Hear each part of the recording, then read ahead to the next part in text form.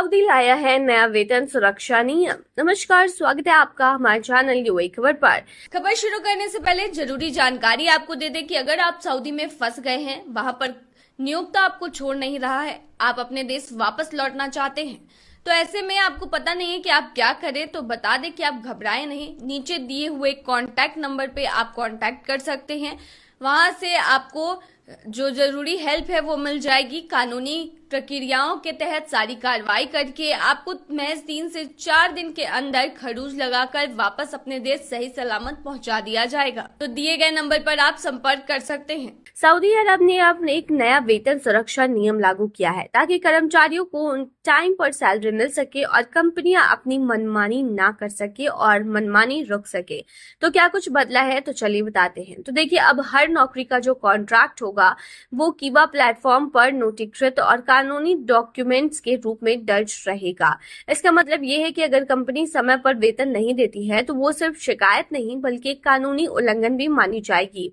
अगर salary late हो जाए तो क्या होगा, तो देखिए, अब कर्मचारी को बार बार एचआर के चक्कर नहीं लगाने होंगे। हर वेतन 30 दिन तक मिल जानी चाहिए। अगर नहीं मिला या 90 दिन के बाद भी पूरा भुगतान नहीं हुआ तो कर्मचारी सीधे नजीज प्लेटफॉर्म के जरिए ऑनलाइन शिकायत दर्ज करा सकता है।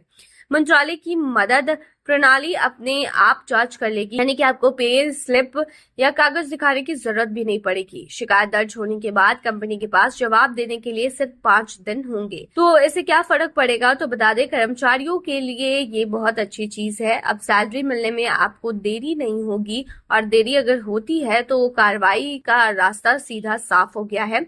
किसी से मिन्नतें करने या महीनों इंतजार करने की जरूरत नहीं होगी। कंपनियों के लिए ये चीज रही है कि अब सैलरी टाइम पर देना सिर्फ एक मोरल नहीं, यानी नैतिक नहीं, कानूनी जिम्मेदारी बन गई है उनकी। देर हुई तो जुर्माना लग सकता है कंपनी को और कानूनी नोटिस तक भी जा सकता है।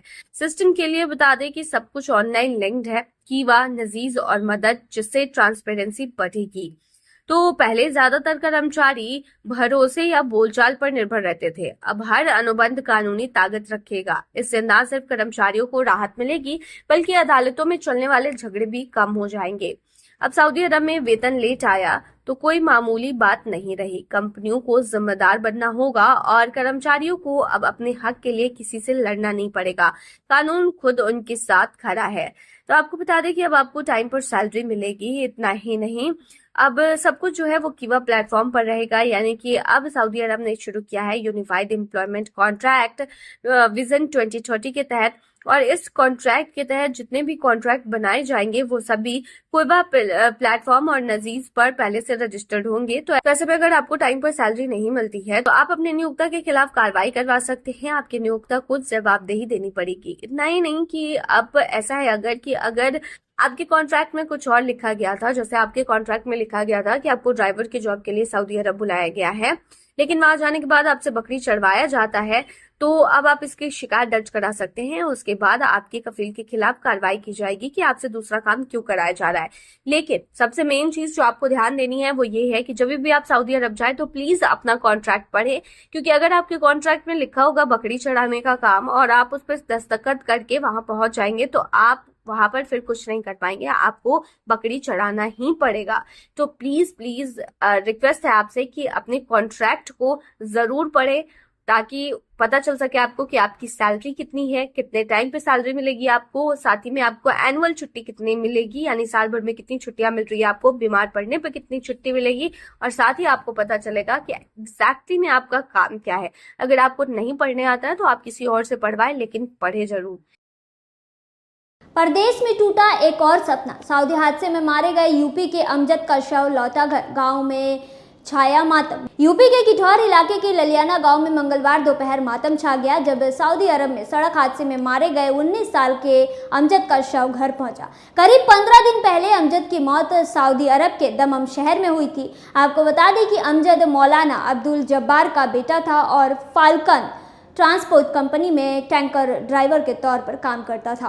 23 सितंबर की रात करीब 9 बजे उसका टैंकर अलहसा पुल के नीचे गिर गया, जिससे उसकी मौके पर ही मौत हो गई। बता दें कि करीब 2 हफ्ते की प्रक्रिया के बाद मंगलवार दोपहर को उसका पार्थिव शरीर गांव लाया गया। आपको बता दें कि शव पहुंचते ही घर में चीख पुकार मच गई। 2 घंटे तक उसका शव मदरसा मगजन उल उलूम में अंतिम दर्शन के लिए रखा गया। दोपहर 3 बजे अमजद को गांव के जुड कब्रिस्तान में सुपुर्द खाक किया गया। अंतिम यात्रा में पूर्व विधायक योगेश वर्मा, डॉक्टर मनोज अधाना, कई ग्राम प्रधान और हजारों लोग शामिल हुए। पूरा गांव गमहीन हो गया। बता दें कि माहौल एकदम से गमहीन माहौल बन गया और लोग रोते बिलखते हुए नजर आए। ऐसे हादसे सिर्फ एक परिवार की नहीं बल्कि पूरे समाज की पीड़ा बन जाती है। आपको बता दें कि हर गांव, हर गली में ऐसे कई अमजद है जो घर के जिम्मेदारियों को निभाने और अपने परिजनों को बेहतर जीवन देने के लिए परदेश की राह पकड़ते हैं। वे सोचते हैं कि कुछ सालों की मेहनत के बाद घर लौटेंगे, नया मकान बनाएंगे और परिवार की जिम्मेदारियां पूरी करेंगे। अमजद की तरह कई नौजवान खाड़ी देशों में काम करते रहते हैं जहां धूप, धूल और दूरी ही उनका साथी बनती है। आपको बता दें कि उनके दिन पसीने और रातों को जो है परिजनों की याद में कट जाती है। परदेश में कमाई तो होती है लेकिन उस कमाई की कीमत कभी कभी जान से चुकानी पड़ती है। किसी को गर्मी की मार देती है तो किसी को हादसा निगल जाता है। अमजद की मौत ने एक बार फिर यह सवाल खड़ा कर दिया है कि रोटी की तलाश में घर छोड़ने वाले इन युवाओं के लिए कब कोई स्थायी सुरक्षा व्यवस्था बनेगी। यह सिर्फ आंकड़े नहीं हैं, सपनों के टूटने की कहानियां हैं। जो लौटते हैं वे उम्मीद लेकर आते हैं और जो नहीं लौटते हैं वे एक गांव की आंखों में हमेशा के लिए दर्द छोड़ जाते हैं। देखते रहिए डेली साउदी न्यूज़। धन्यवाद।